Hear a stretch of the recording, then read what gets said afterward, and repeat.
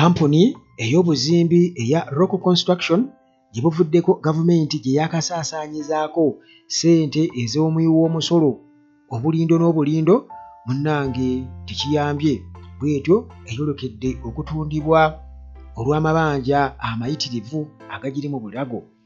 Ate ebbeeyi y'emmwanyi egudde ebitagambika era gavumenti bwetyo evuddeyo n'egumya bannayuganda ate nga munnange bo bannayuganda bagamba byonna bye bagezaako okubagamba bya bulimba. Obutemu okuttibwa munnange abaagalana babiri ababadde bakuliridde mu myaka sayidi z'entebe eyo bwe batyo munnange bamuva Bulaaya battiddwa era nga okusinziira munnange ku mawulire agaliwo gatiisiza ddala ab'eŋŋanda si bangu. Kakati munnange twogera ku DNA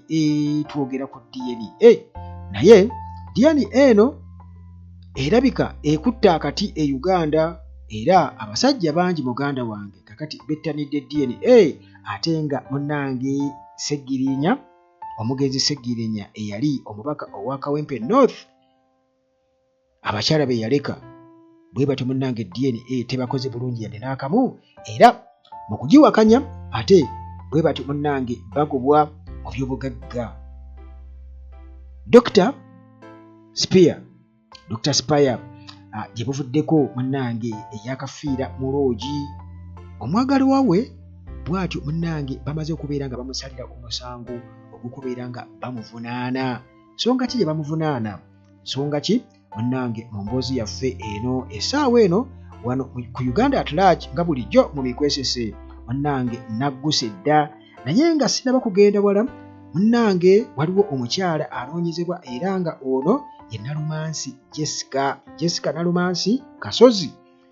Waliwo munnange oggiiwo akunoonya era nga agamba nti mwasomako mwembi e Budini Girls Boarding School nga kino kisangibwa Busoga era nga munnange Jessica Nalumansi Kasozi muwala wa Venancio Ssennoga eyakolako ku Radio Uganda. Bw'atyo munnange bw'obanga gy'oli osobola okutuukira Uganda Talagi ku nnamba weeziri awo esembyayo 115 endala esembyayo 73. Ate aba Maintenance Palace bano balina solar systems muganda wange ezitalinaalina era nga gwe bw'oba munnange oyagala solar systems oyagala water heaters ezikozesa solar, water pumps ezikozesa solar, oyagala CCTV cameras ezikozesa solar, oyagala mataala security lights ebikozesa solar byonna munnange babirina. Bano beba Maintenance Palace ate balina ebyamasannyalaze byonna n'ebyamazzi osobola bakwasa ekizimbe kyo nga babeera nga bakiddukanya. Balina ttiimu ey'abakugu esobola okuyambako okubeera nga obinstallinga. Kale munnange eyo nga tuvuddeyo tulina aba Hillside View Apartments gye bali nnyo wali ku Entebbe Road ku Kasozi Janyi. Entebbe Road ku Kasozi Janyi tuuka Namulanda Kitende oba Kajjansi buuza ejjanyi ku kyaki. Otuuka ejjanyi ku kyaki munnange Hillside View Apartments weeziri awo. Nakugamba nti eno osangayo buli kimu twala butwazi tulooto ebisenge bisukka mu kimu ate nga eddiiro eriyoyoto bulungi omuli screen gaggadde n'entebe ennungi ennyo muganda wange akukosa n'ekiyungu omuli buli kimu. Kakati balcony weeri era ng'akawewo kakufuuwako osobola otuula awo compound nene nnyo mulimu ne tenti, parking, security, wifi, transport bw'obanga wakakola booking yeesooka bw'obeera ddala bw'obanga ova ku airport Entebbe oba okumpimpi awo abeera wa bwereere beba Hillside View Apartments. Dokita gy'ali nnyo ajjanjaba endwadde era wano nsiiba mulanga wano ku Uganda Atalagi munnange dokita waali era nga leero nvaako buwame eyo leero olunaku lwa kusatu baddeko ebuwame eyo mpitiddeko awo ku bigonde empigi. Kakati munnange era still bwe ntyo ne ŋŋendako ku luguudo olwo kuba kwali Mpigi Road waali awo era bwe ntyo musanzeeyo abadde ajjanjaba abantu abawererako ddala basanzeewo awo bamuva Bulaaya ati egwe Uganda Atalagi bannange konze yenze bannange. Kakati munnange era bano babayita ba Timo Property Consultants nabo gye bali nnyo bw'oyagala ettaka oyagala ttaka oyagala kuzimba nnyumba ya kirooto kyo, oyagala kutunda takuba kugula, be battimu property consultants nabo munnange tobayitako. Kakati munnange tuvuddeyo nsuubira okubanga munnange bw'otyo otudde osobole okubeera nga otegeera ebigenda mu maaso mu ggwanga lyettu Uganda. Bwe ntyo munnange nga bulijjo Uganda at large kansooka enkulamuseeko oli otya, gyebale ku gyonna gy'otuusaako engalo. Gyendi nnyo waliwo omukwano gwange bamwita Juliet Christensen. Yambulako naye nabadde ndi mu comment section naye ndaba Juliet Christensen nga bannange oli otya mukwano gy'oli? Nange embeerayo munnange, n'abalala bangi nnyo. Waliyo emikwano gyange babeera e Japan, waliyo n'abalala ate abalala bwe batyo bajja e Kampala abamu ne bankubirako ne bambuuzaako. Kale munnange mbeerayo nnyo nga bulijjo ye Uganda at large eno munnange, nga bulijjo mu Uganda wano we tuli kakati ssente z'omuwi w'omusolo.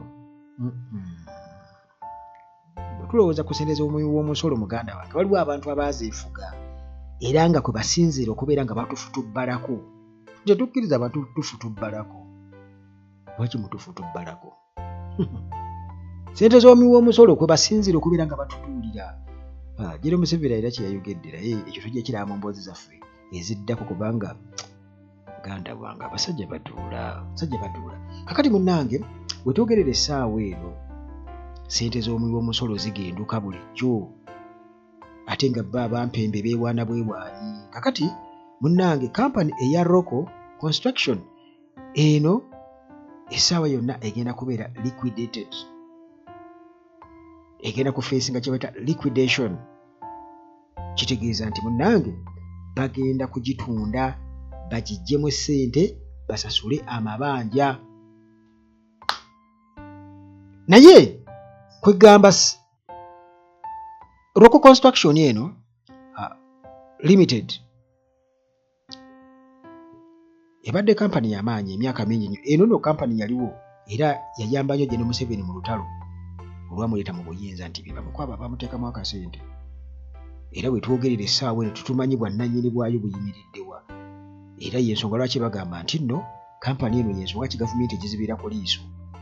Kakati munnange ebaddewo emyaka n'ebisiibo naye nga bwe bagamba nti munnange buli kimu kiba n'enkomerero, naddala singa weesembereza abantu nga bo bakama bukami tebafaayo.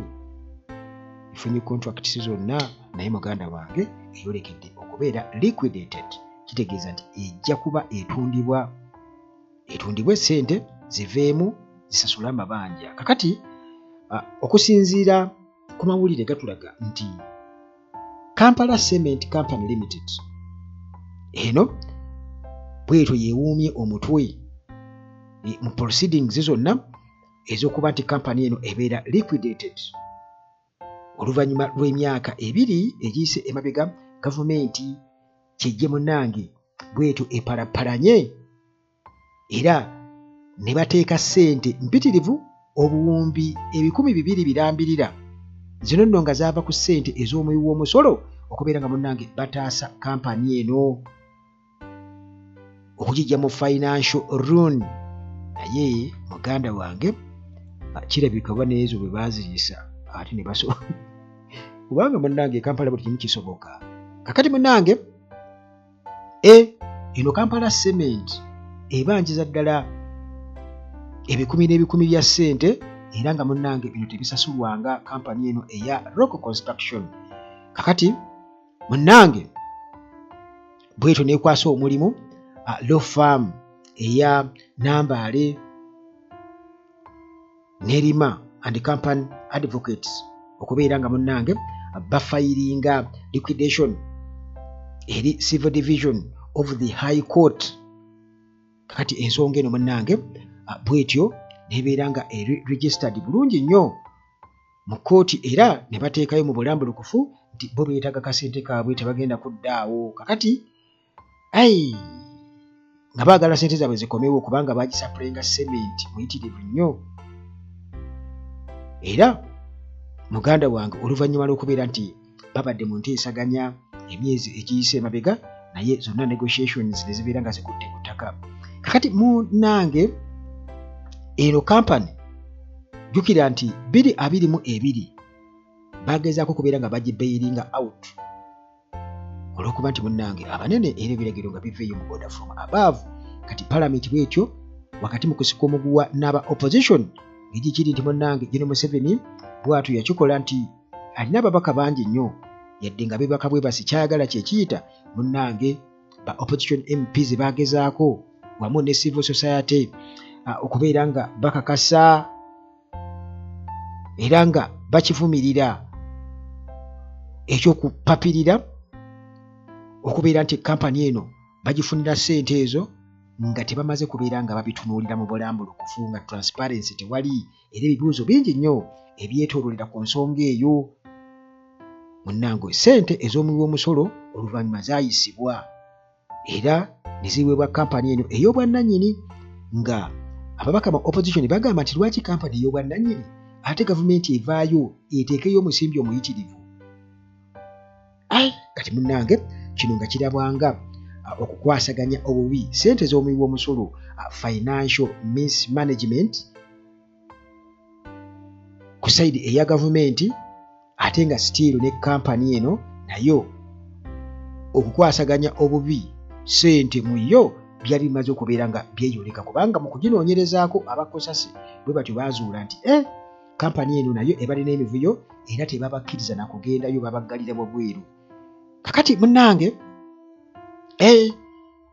biseera ebyo Joel Ssenyonyi yeyali akulira kosasi era okukakkana munnange yagezaako kyonna kye yasobola okubeera nti nno batunuulira ensonga za local construction mu bulambulukufu tekyasoboka nga babaggalira bweru bababuuza bino na biri. Kakati ne bateekamu omusimbi omuyitirivu ogwo newankubadde munnange baaguteekamu tekisobodde kubeera nga munnange kiyamba. Kakati baasuubira okuba nti oba oli awo kampani eno bwe bagiwa ssente ebintu bye beekwasa nti jjukira nti yali erina projects nnyingi eza gavumenti zirina okubeera ng'ekwasaganya omuli okuzimba ekitebe ekya Ministry of Finance okukozesa n'ekizimbe kya Parliament okubeera nti nno bakyongerako nti omulimu guddemu ate gutojjere nga bwe baali bakiyingiza mu contracts zimu ku ezo ze balina aba local construction. Kati bagamba babawola omusimbi guno babayambeko si kubawola babula babawe bwekyali ndowooza kubawa buwi kubawa anti wano Uganda muganda gwange si kyawe. Kale bwe batyo nga balina okubafunira omusimbi ogwo omuyitirivu bwe mu mabanja basobole okubeera nga bamaliriza emirimu egyo munnange. Kakati emyaka 2 egiyise kasookedde babawa omusimbi ogwo omuyitirivu kugambye obuwumbi 2 birambirira tewali na kimu kyali kikoleddwa oba tesenvulanga ku kigere yadde okusenvula ekigere kyagirema era kirabika nti ate ebizibu ne byeyongera kampani eno eya local construction. Kakati munnange okusinziira ku basuppliers abaagiwanga ebintu omuli aba Roofings Limited, Seroma Limited ne badealers ab'amafuta wano kati nga Shell ne Total bano nabo munnange bwe batyo ne batandika okubeera nga kampani eno kaadi zaayo kwenywera amafuta motoka zaayo byonna bwe batyo ne babisazaasazaamu kubanga bakiraba nga tekyasobola kubeera nga esasula. Kakati olwo entambula za kampani eno zonna ne zibeera blocked ne ziba nga tekyasobola kubeera nga zikwasaganyizibwa kuba amafuta tebalina bayinginiya babanja ssente mpitirivu nnyo. Kale munnange projects ne zirabika nga bwe zityo bazirika okubeera nga ziri awo tezikwasaganyizibwa ate ng'omusimbi baamala dde okubeera nga bagoba buli bwe twogerako obuwumbi 2 n'omusobyo. Kakati munnange njagala okubuulira nti waliwo bayinginiya nga babanja miliyoni 240 n'abalala nga babanjiza ddala miliyoni 280 bangi nga babanja bayinginiya. Kampani abakozi ne bagezaako okwekalakaasa ne bagezaako kubeera nga ate abakozi babayisa bubi mu ngeri efaanaganako bwetyo bingi nnyo ebiri mu kampani eyo era ng'abantu bwe batyo abakolera bagyemulugunyiza ddala.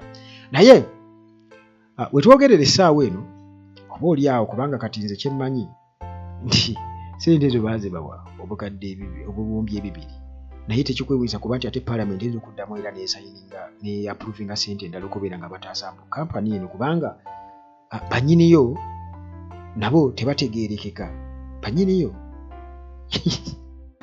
tebategeerekeka nti eno eyinza okuba nga yeemu Monaco scheme mu bayita okubeera nga ate muganda wange bwe batyo batuusa engalo zaabwe enkyafu ku ssente z'omusolo era nga tulina okubeera abeegendereza ennyo. Kakati munnange era nga bwe kiri nti e Uganda ebintu si byangu yadde n'akamu.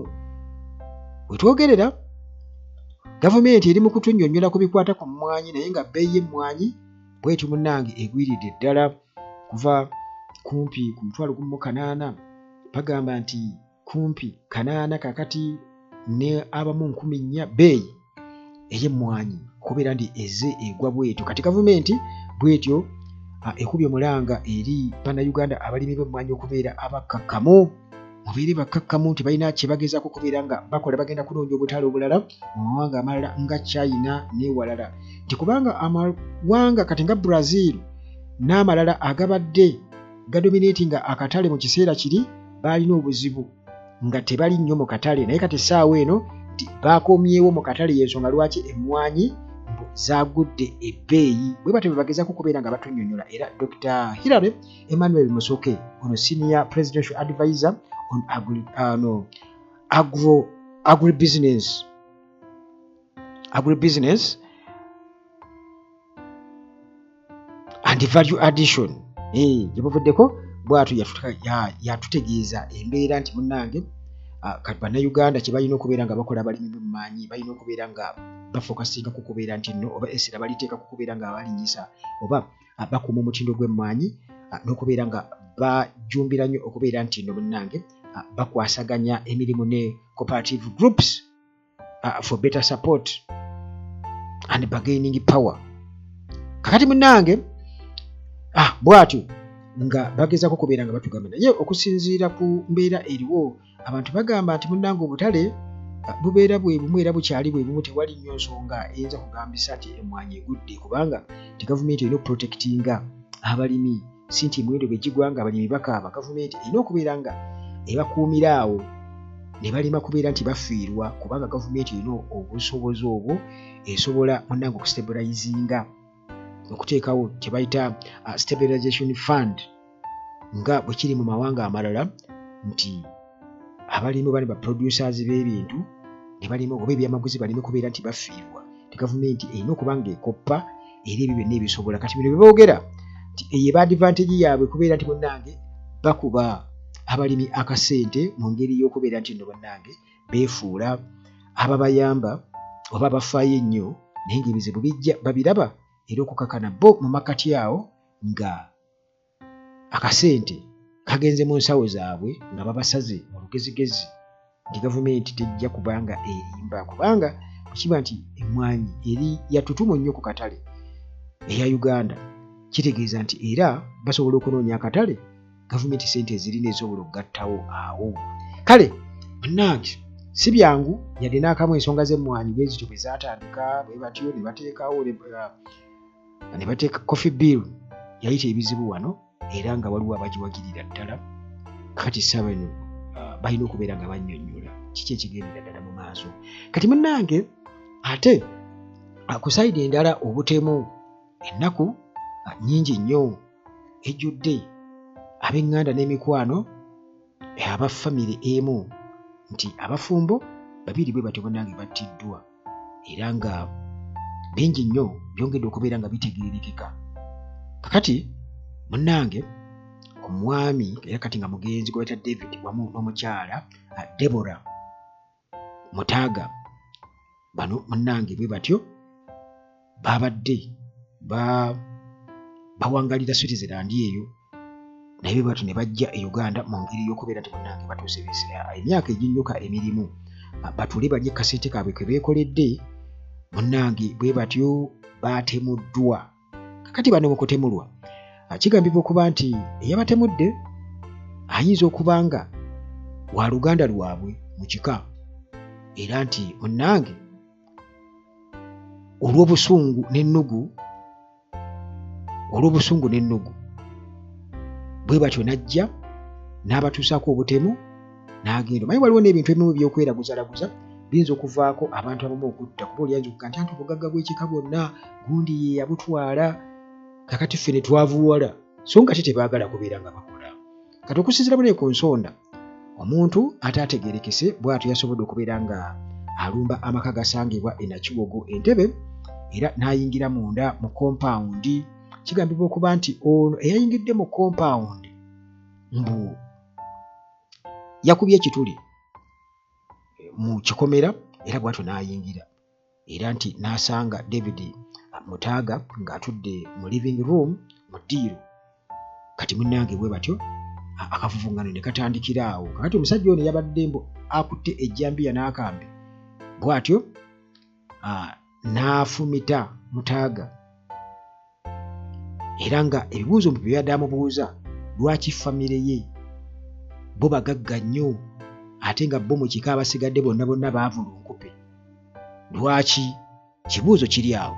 Kakati munnange okusinziira ku nsonda bwe zito nga zitugamba nti eyalumbye omukulu David era nga ye mussi, bw'atyo yalumbye ng'ayolekera ekinaabiro gye yasanze omukyala Deborah, era munnange bw'atyo naye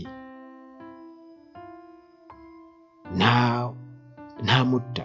Naye nti omukyala ono Deborah yasobodde okubeera nti akozesa essimu ye okubeera nga akubira bannayibbe okubeera nti bajja okubeera nga babayambako. Kakati mu butajjaako ssimu, bingi byawuliddwa ku ssimu mu ngeri y'akavuvuŋŋano, era oli omussi ebigambo bye yayogedde nti byaleetedde okubeera nti nno abantu bategeera poliisi obujulizi obwo oba ebigambo bye yasobodde okubeera ng'etegeerera, kubajjukira nti essimu eyogera kati bali baakubidde mujje mutuyambe bannayibba bawulira. Lwaki muli bagagga? Mumwatwala obugagga bw'ekika, lwaki muli bulungi nnyo, ffe abasigadde tetuli bulungi? Naye bonnange newankubadde nga ono omutemu yagezezzaako okubeera nti yeewala CCTV cameras, ate nga yabadde bw'atyo era nga ayambadde akakookolo okubeera nti nno tategeerekeka, poliisi bwetyo munnange bali mu kugezaako okubeera nti nno bagoberera amaloboozi basobole okutegeera eddoboozi lyani, eddoboozi lyabadde ligezaako okubeera nga liyita obuyambi. Kakati nti n'abo bonna ab'eŋŋanda babadde nga bajja babakyalirako baakwatiddwa. Abayambi b'awaka babiri newankubadde tebaabaddewo nabo baakwatiddwa okuyamba ku poliisi okubeera nga banoonyereza. Kakati nti famire eno oba abaagalana bano babadde babeera Switzerland emyaka 30 era nti babadde bakola mu banka. Kati kitegeeza nti baasoma era baafuna omulimu ne bakola ssente nno eby'ekika bye byabawa ssente kubanga era baasoma. Ab'ekika bo baasoma ba tebaasoma. Naye abantu abamu balowooza nti abantu ababeerebeeru bwe balina ssente ate babonaabona nnyo okufuna ssente, muganda wange. Kakati David kigambibwa okuba nti ono bye yasikira kitaabwe era n'ebibugagga, era nti bino ne bireeta ensaalwa mu kika n'okubeera nti no baba nenyo okubeera nti no munnange bo bagagga, lwaki muli bagagga? Kati bano munnange babadde mu myaka 60, omukyala abadde mu myaka 62, omwami naye emyaka nga 68, bw'atyo awo bwe bati munnange battiddwa mu mbeera ey'obukambwe ennyo. Kale munnange kino kitutwalawa gwe muganda wange ova ebweru, nabagamba nti temukwasa bantu ssente mu ngalo nti ojje mu nsawo yo mukwase ssente. Abantu balogo bajja kuloga. Muganda wange kwata mu nsawo yo ojjamu ssente anti obaagala nnyo ab'ekika, bajja kubaloga. Abantu balogo, abantu balina emitima emibi, abantu si balungi. Gw'olabira ku bantu ababeereweero nga bagezaako kuyamba abantu abeeno nti bakole zi bizinesi, weesanga ng'oli alina ne gwaweerera ku yunivasite naye nga tabeerayo, tasoma oba yasaba dediya. Weesanga ng'oli aweerera abaana ba muganda we naye ng'ate ssente zamugamba si zezo, basasula ndala n'ono amugamba ndala. Bingi nnyo kwegamba be bakoze abantu b'ebweru, ngugaseeko n'okuba nti baweereza ssente nti oba bazimbe bino ne batabizimba ne bazirya. Kale abantu ababeera e Bulaaya mulina okugendereza abantu ba wano kubanga emiranga miyitirivu nnyo, naddala kati nze mba mbalaba wano kubanga mba mbimanya byonna. Kale munnange okulabufuuba n'okukola ssente kiri awo, naye ate b'olafuubanira babo ba muntu mbwezo gwe ng'omusajja oba ba musaayi gwo. Kakati munnange famire ya Ssegiinya ate obutakkaanya bweyongeredde ddala Namwandu agaanye okuva mu nnyumba naye ate nga DNA eziraga nti n'abaana baalina si Sseggirinya. Kakati munnange obutakkaanya buno mu famire eya Sseggirinya, Mohamed Sseggirinya, abumu ku bannamwandu gwe twalaba ennyo wano, Twahira Akandinda eyali ayagala obwa MP, maama gwe yawandako eddusu nti yabaabeera, mujjukira bulungi nnyo mu kaseera ako, n'amaliriza ng'ate bw'atyo awagidde Farida Kigongo mu kuvuganya na Lukoola naye tebaamuwaayo kasente eyo. Kati munnange agaanye okuva mu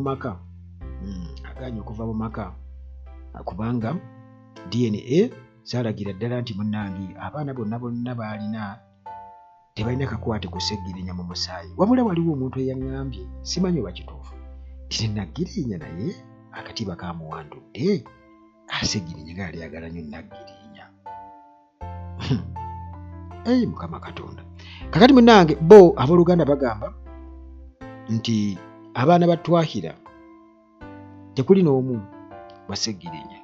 Kati okusinziira ku kino bagamba tiyali badde ava mu nnyumba, nti bano abaana abalala basobole okubeera ng'ennyumba bagikozesa okusobola okubeerawo nti agende obaolyawo gye yazaala abaana kuba talinawo kakwate, tasobola kukuliza abaana batali ba Sseggirinya mu nnyumba eya Sseggirinya ate nga waliwo abaana abaddala. Kakati yono omukyala Twahira agamba nti results ezavudde mu DNA si ntuufu era nti ye agamba nti bbaawe yazimba ennyumba eyo era ne bagibeeramu ne bbaawe kale talina gy'alaga, nti bano abagezaako okumugoba baagala kutunda nnyumba, baagala kugitunda era gamba yali nnyumba yaabwe era baagibeeramu ne bbaawe okumala ebbanga Sseggirinya.